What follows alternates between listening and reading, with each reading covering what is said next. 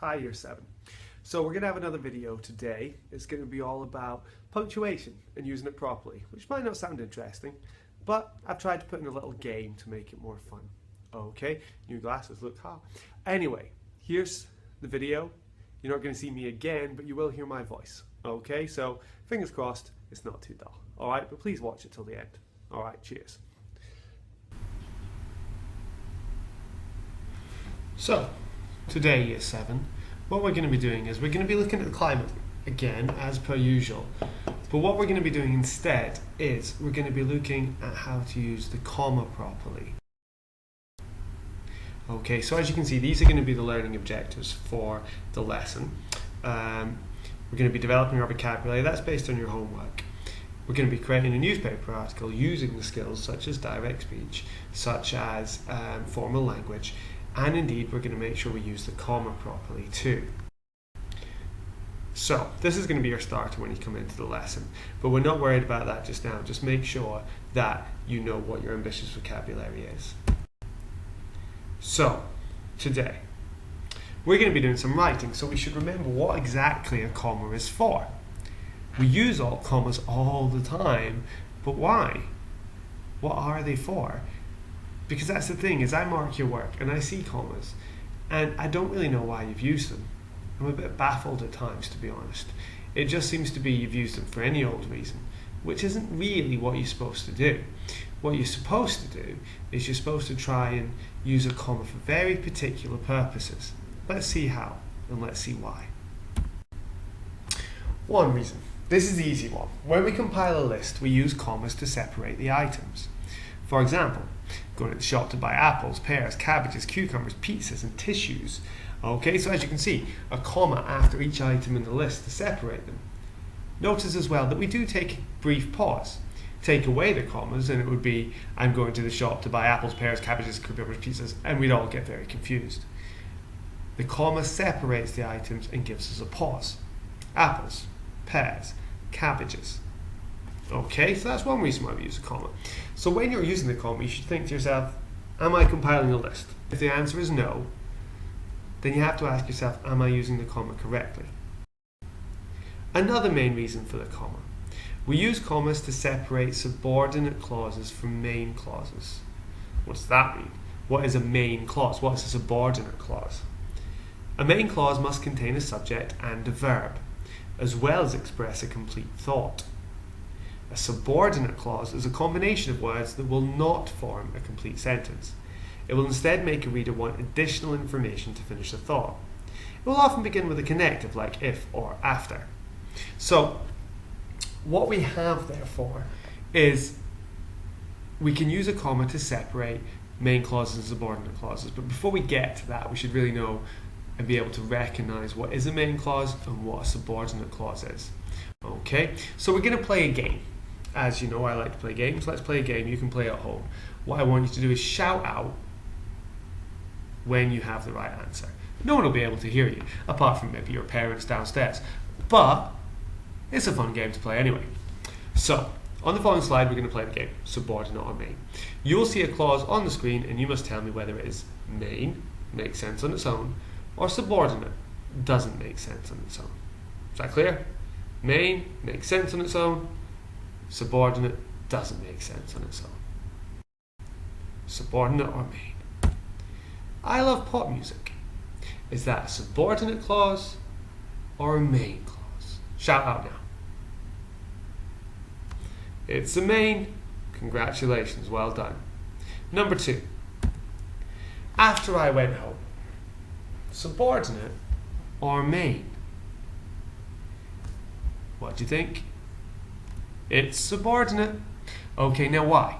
Why is that subordinate? That's the important question. After I went home, what? What did you do? What happened? Okay, we want more information. It's not a complete thought all on its own, so it must be subordinate. Next one. Since I am a prince. Is that a main clause or a subordinate clause? Subordinate. Because again, we want to know what. Since I am a prince, what? What? Since I'm a prince, I live in a castle? That would make sense all on its own. But since I'm a prince, not so much. What about the next one? I wish I could fly. I wish I could fly. Subordinate or main? It's a main because I wish I could fly, full stop. I do. I wish I could fly. Now don't get me wrong. We could add a connective to that and give reasons why we could fly or we'd wish to fly. But just on its own, it's fine. It's a main clause. As an English teacher, subordinate or main? Subordinate. Okay. As an English teacher, what?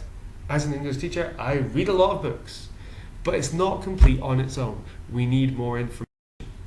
Okay, so let's just go back. A comma can separate a subordinate clause from a main clause, but not a main clause from a main clause. That's why we're talking about this, remember. A subordinate clause is something that doesn't make sense on its own, and a main clause does. So we can use a comma. After I arrived home from school, comma, because that's a subordinate clause, I had a shower. Main clause. Yeah! Okay, we get that. I had a shower, comma, I ate lunch. No. Those are two different independent thoughts. They don't rely on each other. Okay, I had a shower, full stop. It's a complete thought. It's a main clause. I ate lunch. Complete idea. It's a main clause. And a comma just sadly is not strong enough to combine those two things together. Okay, it's just not strong. A comma is quite a little bit of a weakling. It can separate commas in a list. Sorry, it can separate items in a list.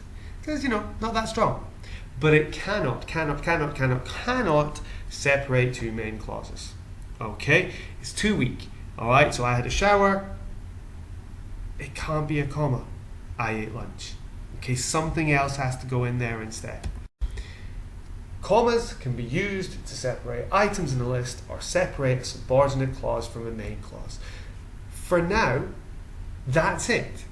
That's the only reasons you should be using a comma, apart from one more, which you've probably already jumped ahead of me with, which is the whole direct speech thing. Go back to the direct speech video, you'll see that there are reasons why we use commas then. Okay, to separate the speech from the said John or whatever. Okay, so we're separating them that way. But we cannot separate two main clauses with a comma. Okay, that is the job of a full stop or a connective. They join two main clauses together. Okay, or even there's such a thing as the semicolon. We're not going to go into that now, but the semicolon can do it too. Okay, now this is part and parcel of formal language, so we must remember this when writing our newspaper article today. Okay, if I see commas, I want to see them because you're separating subordinate clauses from main clauses, or you are separating items in a list. Okay, try and remember that, everybody. Thank you.